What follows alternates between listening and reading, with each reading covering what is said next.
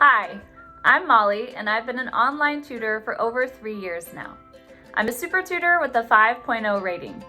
Today, I'd like to talk about how to increase your Cambly rating. But more importantly, I'd like to talk about how each of us can grow and learn as individual tutors. Before diving into the how part, let's think about what a rating is and what it means. After every lesson we have with the student, Cambly prompts the student to leave a review. The average of the reviews we receive from our students who leave a review make up our rating. Our rating is displayed on our tutor profile as a way to not only help ourselves gauge how well we're serving our students, but also to signal to new students how likely we are able to serve them. Because our rating is a reflection of how our students experience us and the lesson we deliver, the real question to ask is not, how do I increase my rating, but rather, how do I make sure my students have the best experience on Cambly so that they're satisfied and want to book another lesson with me? If they are satisfied with my lesson, then they're more likely to leave a good review and book another class in the future. During the first year tutoring on Cambly, my rating was a 4.88. Even though I knew I was doing the best that I could and giving my students the best lessons, I also knew that I could learn, evolve, and become a better tutor than I was yesterday. I wanted to increase my rating even more, and I was especially inspired by my students who embraced the challenge of learning every day. With this growth mindset and a desire to better serve my students, my rating did go up over time to what it is now.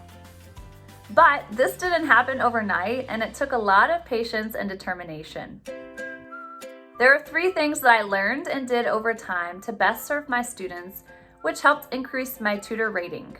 The first is understand and cater to the students' needs. You will encounter a wide variety of students who have different levels, interests, and goals. It's important to take time to ask the student what their goals are so that you, as the tutor, can help them reach those goals. You can ask the student, what goals do you have set for yourself?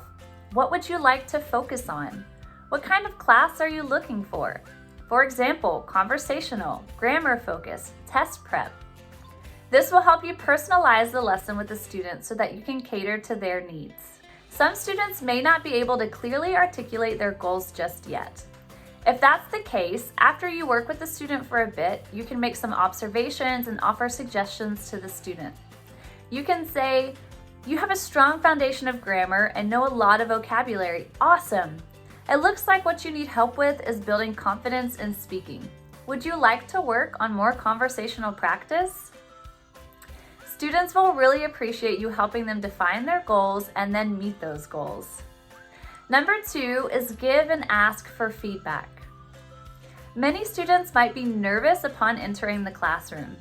Giving feedback and offering lots of encouragement can help establish a welcoming environment. I like to ask my new students at the beginning of class how they prefer their corrections. For example, after every mistake, only after serious mistakes, or at the end of class.